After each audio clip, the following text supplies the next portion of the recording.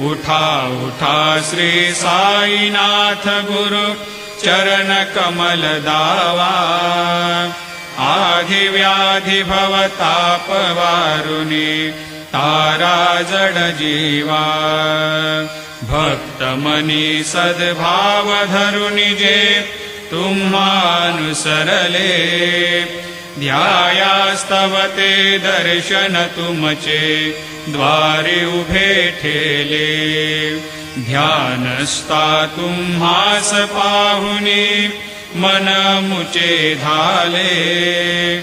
परित्वद वचनामृत प्राशायाते आतुर झाले। उघडो नेत्र कमला दीनबंधो रमाकांता। पाहि वा कृपा दृष्टे